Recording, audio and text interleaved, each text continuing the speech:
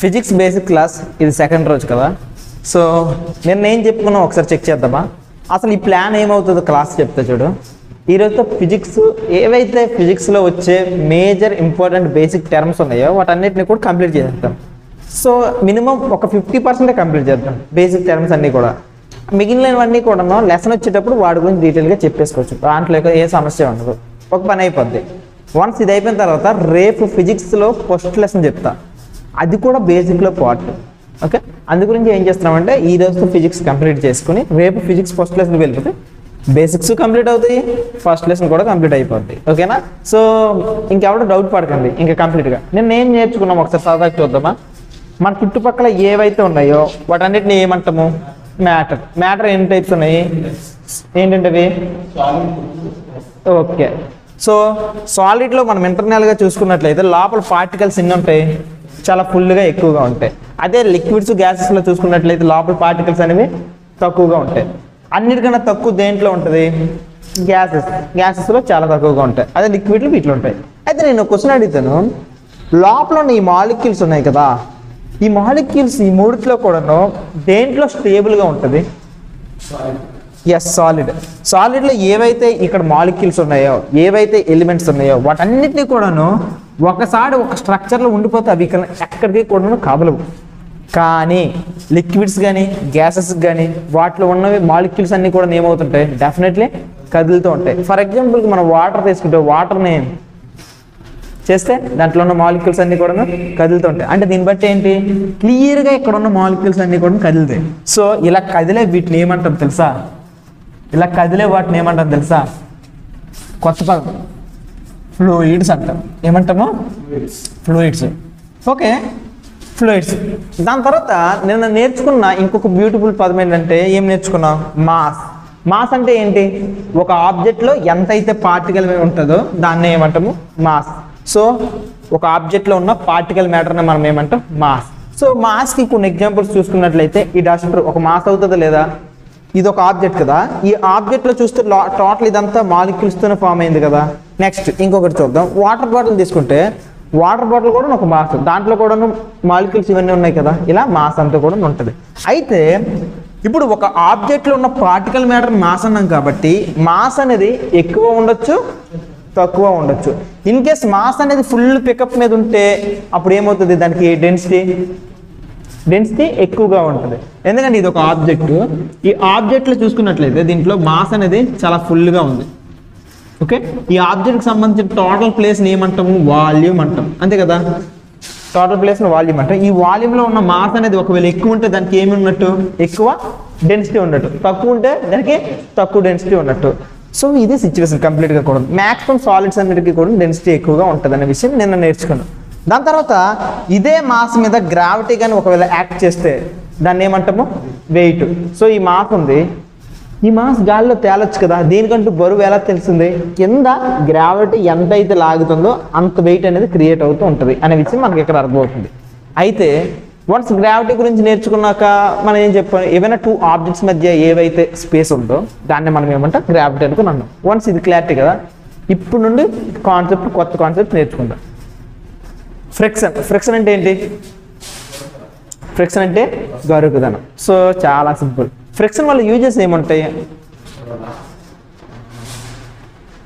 ఒకటి చెప్పనా? మనం రోడ్డు మీద నడుస్తున్నాం కదా, ఒకవేళ ఫ్రిక్షనే లేకపోతే మనుషులు నడుస్తుంటే పడిపోతుంటారు, ఇంకా జారిపోతాం. ఓకేనా? ఇప్పుడు నేను బోర్డు మీద రాస్తున్నా కదా, బోర్డు మీద రాయాలంటే డెఫినెట్లీ ఏంటి? ఫ్రిక్షన్ అనేది ఉండాలి. లేకపోతే ఏమవుతుంది? ఇలా అంటే ఇలా జారిపోతూనే ఉంటుంది. ఓకేనా? ఒక మేక్ ఉంది, మేక్ని గోడకు కొట్టాలంటే డెఫినెట్లీ ఏం కావాలి? ఫ్రిక్షన్ లేకపోతే ఏంటి? మేక్ కూడాను జారిపోతూ ఉంటుంది. ఆఖరికి బండి నడపాలన్నా సరే ఏం కావాలి? ఫ్రిక్షన్ కావాలి. సో మనం ఏదైతే మాట్లాడుకున్నాం ఇంతకు ముందు అది, సో అది రోలింగ్ ఫ్రిక్షన్. ఇలా డిఫరెంట్ టైప్స్ ఆఫ్ ఫ్రిక్షన్స్ అనేవి ఉంటాయి. సో ఇప్పటి వరకు నువ్వు చూసిన ఫ్రిక్షన్ అంతా దేనికోసం? సాలిడ్. రోడ్ అనేది, బోర్డు అనేది, మేక్ అనేది, బండి అనేది. సో ఫ్రిక్షన్ అనేది దేనికి మనకి ఎక్కువగా కనిపిస్తుంటుంది అంటే సాలిడ్స్. ఇప్పుడు నేను అడిగే క్వశ్చన్ చెప్పు, లిక్విడ్కి గ్యాసెస్కి ఫ్రిక్షన్ ఉంటుందా? ఏదైనా ఒక ఎగ్జాంపుల్ చెప్పు.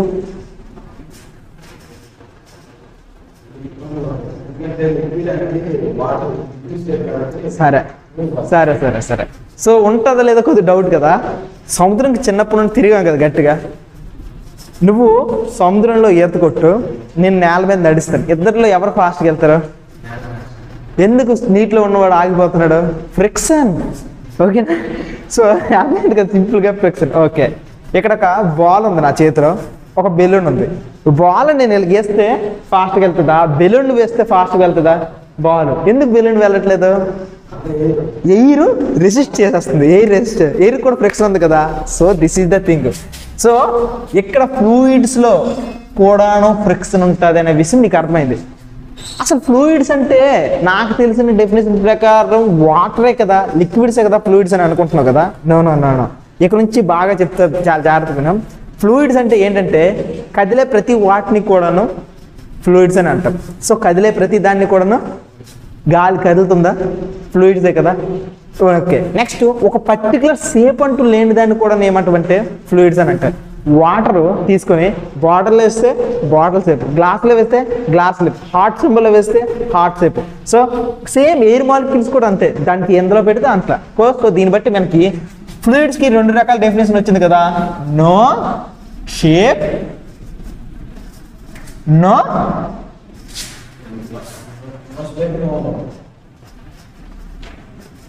చెప్పు.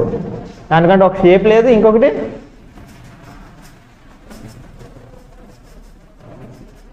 సో దానికంటూ నో షేప్, ఒక షేప్ అనేది లేదు. నెక్స్ట్ ఇంకొకటి చెప్పనా, అది సాలిడ్స్ లాగా స్టేబుల్గా ఉండిపోయి వాటి మాలిక్యూల్స్. సో నో స్టెబిలిటీ కాబట్టి దానికి ఇంకో మాటలో చెప్పాలంటే మూవ్మెంట్ అంటాం. సో అవి ఎటువైతే అంటే అటు పడుతూ మూవ్ అయిపోతూ ఉంటాయి.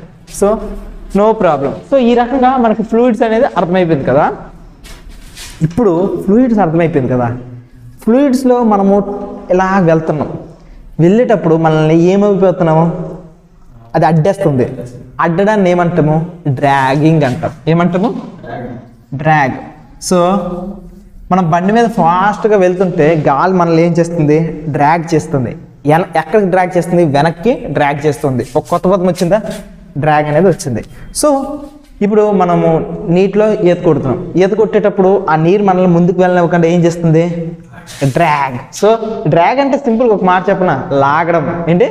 వెనక్కి లాగడంనే డ్రాగ్ అని అంటాం. ఓకేనా? ఇది సిచ్యువేషన్. సింపుల్గా ఇది కాల్ ఉందనుకో, ఇలా వెనక్కి లాగితే దీన్నే డ్రాగ్ అంటాం. కాకపోతే ప్రతి పదాన్ని కూడా నేర్చుకుంటాం. ఓకే ఓకే, ఇప్పుడు నీకు క్లారిటీ వచ్చింది. వాటర్కి డ్రాగింగ్ నేచర్ ఎప్పుడు ఎక్కువ ఉంటుంది? అలా కదా. ఇప్పుడు లిక్విడ్స్ ఉన్నాయి కదా, నీకు తెలిసిన లిక్విడ్స్ ఏమైనా కొన్ని చెప్తావా? Water, acids. మనకు కొన్ని ఎగ్జాంపుల్స్ చూద్దాం. హనీ తెలుసు కదా, హనీ ఒక లిక్విడ్. మెర్క్యూరీ తెలుసు కదా, మెర్క్యూరీ ఒక లిక్విడ్. ఇప్పుడు నేను హనీని వేస్తాను, నూనెని వేస్తాను, అట్ ద సేమ్ టైం వాటర్ని వేస్తాను. ఈ మూడింటిని ఒక ప్లాంక్ మీద పెట్టాక ఈ మూడింటిని ఒకసారి విడిచిపెడితే ఈ మూడింటిలో ఎవరు ఫస్ట్ వెళ్ళిపోతారు? కారిపోద్ది వాటర్. అందరికన్నా లాస్ట్ ఎవరికి వెళ్తారు? హనీ. సో హనీ చాలా ఎలాగుంది? చిక్కగా ఉంటుంది. సో చిక్కగా ఉన్నది కదా, దీన్ని థిక్నెస్ అంటారు. ఏమంటారు? సో ఇప్పుడు నీకు ఒక కాన్సెప్ట్ చెప్పనా, ఈ థిక్నెస్ వల్ల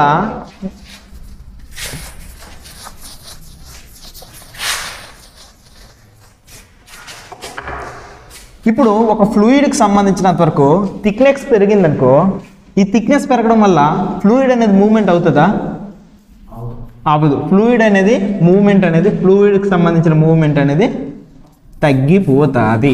సో థిక్నెస్ పెరిగితే ఫ్లూయిడ్కి సంబంధించిన మూవ్మెంట్ అనేది తగ్గిపోద్ది. ఇప్పుడు నేను ఒక మాట చెప్పనా, ఇప్పుడు నీకు ఒక కొత్త పదం చెప్పనా, విస్కాసిటీ. ఏం పదము? విస్కాసిటీ.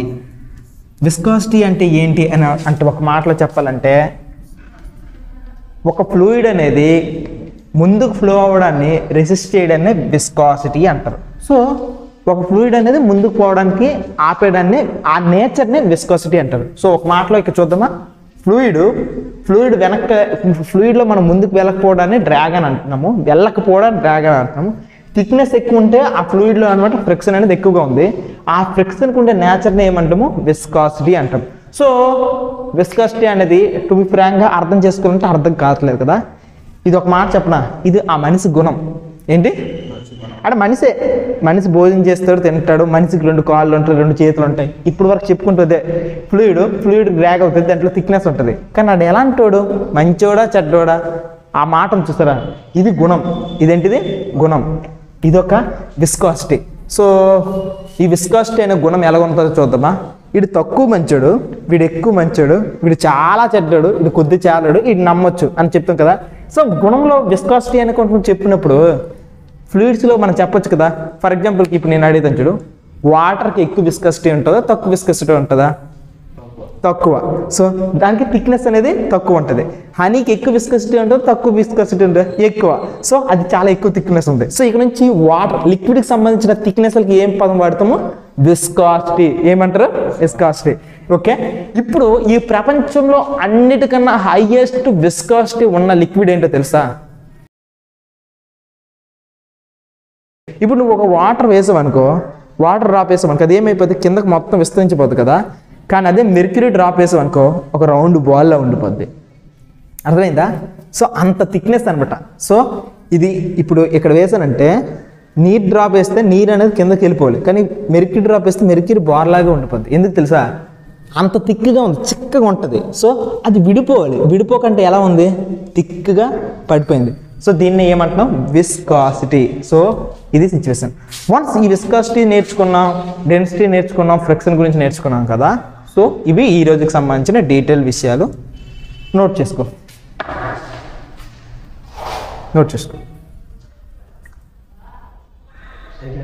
అయిపోయిందా? ఓకే.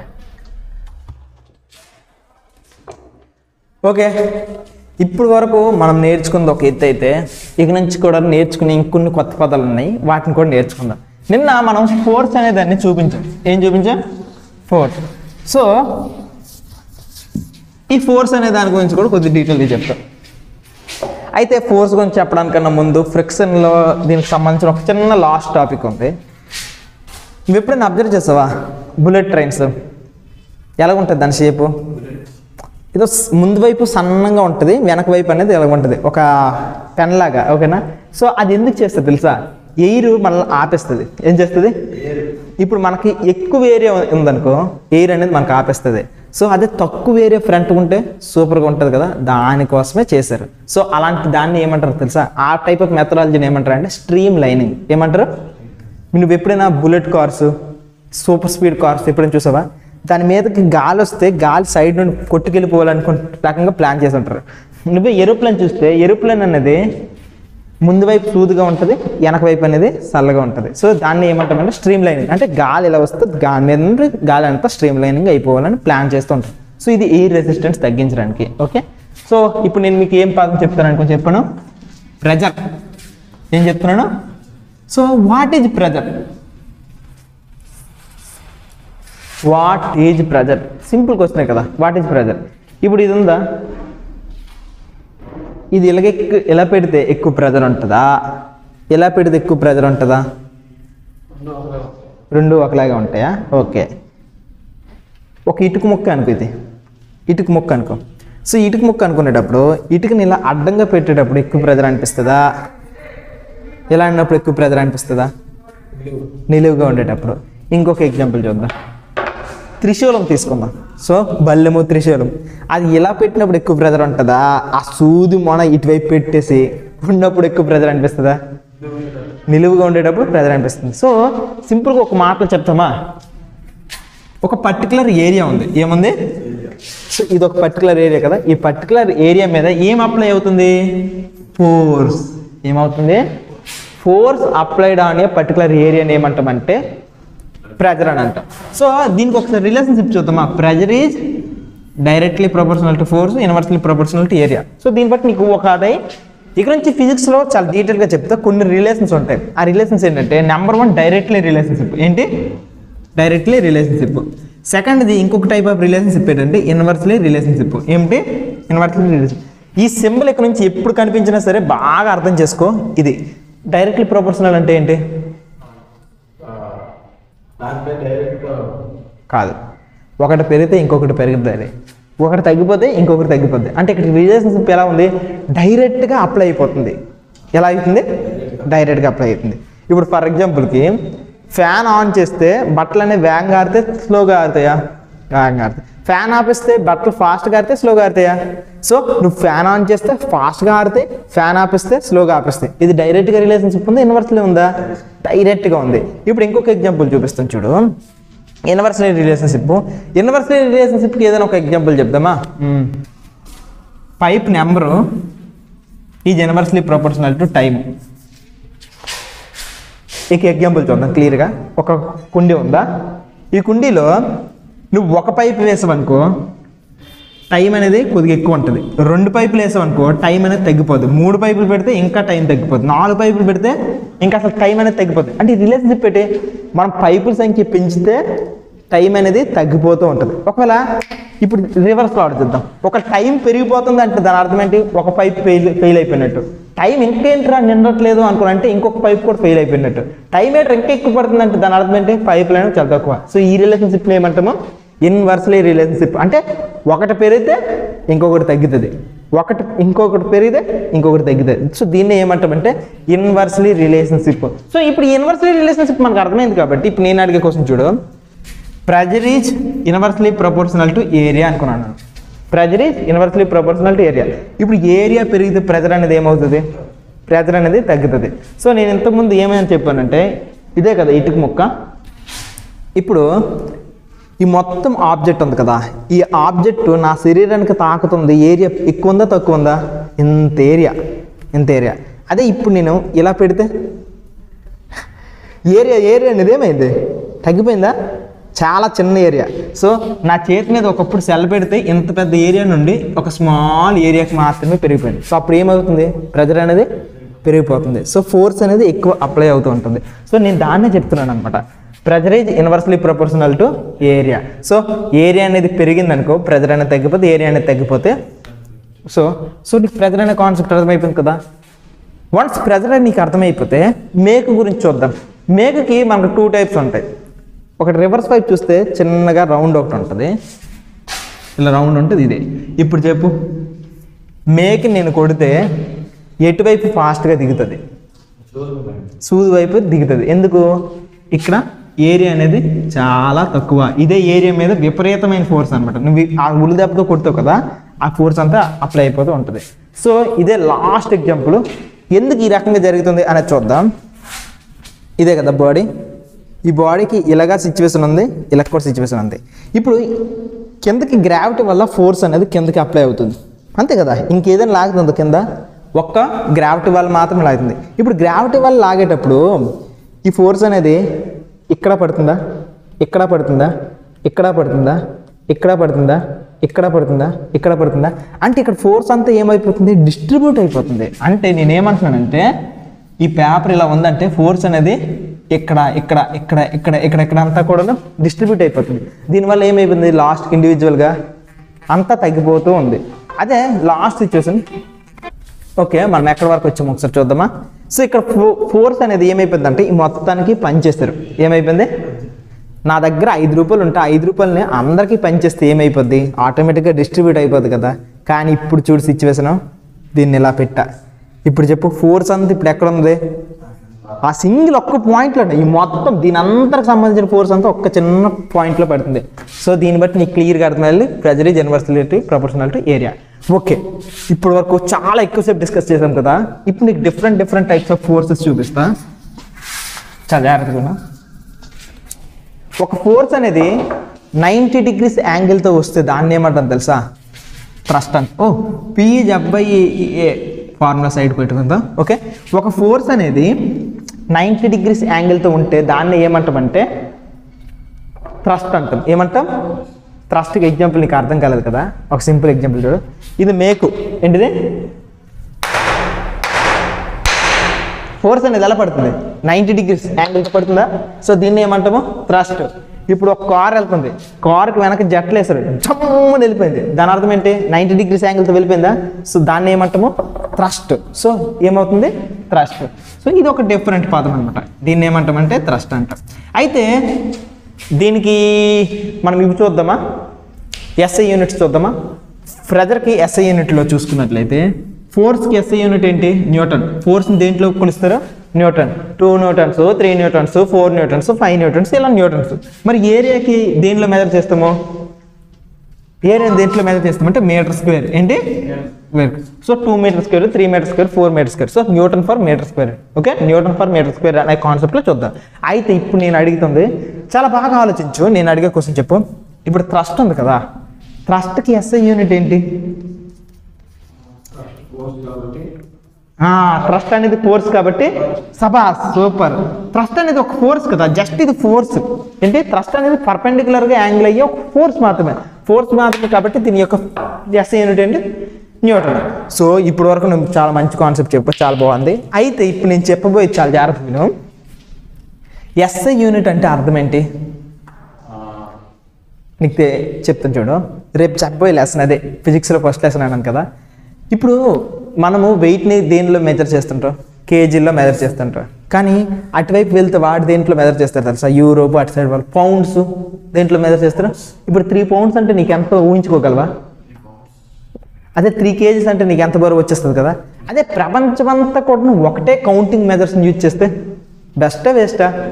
అందుకే ప్రపంచంలో ఉన్న సైంటిస్టులు అందరూ ఎవరైతే ఉన్నారో వాళ్ళందరూ కూర్చున్నారు, బాబు లెంత్కి మనము కిలోమీటర్లోనే మెజర్ చేసుకుందాం, లేకపోతే మీటర్లో మెజర్ చేసుకుందాం, లేకపోతే వెయిట్ని కేజీలోనే మెజర్ చేద్దాం, లేకపోతే స్పీడ్ని మనం km/h ఈ స్పీడ్లోనే మెజర్ చేస్తాం. అంతేగాని ప్రపంచం అంతా ఒక్కొక్కటి చేస్తే దెబ్బ అయిపోద్ది అనుకుని చెప్పేసి ఈ రకంగా చేశారు. అందుకే దీన్ని ఏమంటారంటే సిస్టమ్ ఆఫ్ ఇంటర్నేషనల్ యూనిట్స్. చెప్పు. దీనికి ఇంకొక మాటలు చెప్పాలంటే ఇంటర్నేషనల్ సిస్టమ్ ఆఫ్ యూనిట్స్. ఏంటి? సో ఇంటర్నేషనల్గా ఫోర్స్ దేంట్లో మెజర్ చేస్తున్నారు? న్యూటన్ అనే దాంట్లో మెజర్ చేస్తూ ఉన్నారు. ఓకే, ఇది క్లారిటీ వచ్చింది కదా. ఇప్పుడు లెసన్కి లాస్ట్కి వచ్చేసాం. కొద్ది కాన్సెప్ట్ చూద్దామా. ఇప్పుడు నీకు ఎవడైనా ఒకడు అణుస్తూ ఉన్నాడంటే, ఎవడైనా నీకు అణుస్తున్నాడంటే కింద నుండి ఒక ఫోర్స్ నీకు తోస్తుంటుందా? ఇప్పుడు చూడు, నేను దీన్ని తోస్తున్నా, ఇది కూడా రివర్స్ తోస్తూ ఉంటుంది కదా. సో దీన్నే ఏమంటామంటే ఏంటి? స్ట్రెస్ అంటాం. ఏమంటారు? స్ట్రెస్. సో సింపుల్గా ఏమంటామంటే స్ట్రెస్. సో నువ్వు ఒక స్పాంజ్ని ఇలా నొక్కవనుకో, స్పాంజ్ కూడా తిరిగి తోయడానికి ట్రై చేస్తూ ఉంటుంది కదా, దాన్ని ఏమంటామో స్ట్రెస్. సో స్పాంజ్ నువ్వు నొక్కితే ఆ స్పాంజ్ కూడా నేను తోయడానికి. అలాగే ఒక మేక్ నువ్వు కొట్టాలనుకున్నప్పుడు దీని మీద నువ్వు ప్రెజర్ వేస్తే అది కూడా నీకు బ్యాక్ కొడుతూనే ఉంటుంది. ఇప్పుడు నా చెయ్యికి నేను కొట్టుకుంటున్నాను కదా, చెయ్యి ఇలా కాసేపు ఇలా బెండ్ ఇలా తోసేస్తుంది నాకు. ఓకే, సో దీన్ని ఏమంటాము? స్ట్రెస్. సో స్ట్రెస్ గురించి నువ్వు విన్నావు కదా. అయితే స్ట్రెస్ గురించి విన్నప్పుడు నేను నీకు ఒక కాన్సెప్ట్ చెప్తా. వాటర్లో వాటర్ బాటిల్ వేస్తే పైకి ఎత్తేస్తూ ఉంటుంది అన్న, దాన్ని ఏమన్నాను? బయాన్సీ. ఏమన్నాను? బయాన్సీ. సో కాన్సెప్ట్స్ అన్నీ ఇంటర్లింక్ అవుతున్నాయి లేదా? ఇంటర్లింక్ అనేది అవుతున్నాయి. సో ఈ రకంగా బయాన్సీ అనేది కూడా ఉంటుంది. సో ఇది ఫిజిక్స్కి సంబంధించినంత వరకు కూడాను ప్రతి టర్మ్ కూడా నేను ఇలానే ఉంటుంది, ప్రతి కాన్సెప్ట్ కూడా ఈ రకంగానే ఉంటుంది. ఇలా కాన్సెప్ట్ అన్నింటినీ డీటెయిల్గా నేర్చుకుంటే మనకు ఎంతో బాగుంటుంది. సరేనా? సో ఇది స్ట్రెస్, బయాన్సీ, ఇలా డిఫరెంట్ వాళ్ళకి ఉపయోగాలు. సో స్ట్రెస్కి కూడా ఫార్ములా ఏంటంటే ఫోర్స్ అప్లైడ్ ఫర్ ఏరియా. ఏంటి? ఇది కూడా force applied for area. So అక్కడ క్రాస్ సెక్షనల్ ఏరియా అనుకుని వస్తుంది. ఓకేనా? అలా. So this is the complete lesson about the physics. So ఇంకొద్ది టాపిక్ ఉంది. డిస్టెన్స్ అంటే ఏంటి, డిస్ప్లేస్మెంట్ అంటే ఏంటి, స్పీడ్ అంటే ఏంటి, వెలాసిటీ అంటే ఏంటి, అది ఎప్పుడు చెప్పాలి? రేపు ఫిజిక్స్ ఫస్ట్ లెసన్ స్టార్ట్ చేయాలని ఒక చిన్న ఆలోచన ఉంది డైరెక్ట్గా. అందుకే ఏం చేయాలో కొద్దిగా ప్లాన్ చేసుకున్నాం తర్వాత. సరేనా? సో ఈవినింగ్ 6 o'clock అందరం మళ్ళీ కలుసుకుందాం. అంతవరకు సెలవు. బాయ్. ఎవరికైనా చిన్న చిన్న డౌట్స్ ఉంటే కింద కామెంట్ సెక్షన్లో అడగండి, డెఫినెట్లీ ఆన్సర్ ఇవ్వడానికి ట్రై చేస్తా. సరేనా? Bye, tata, see you.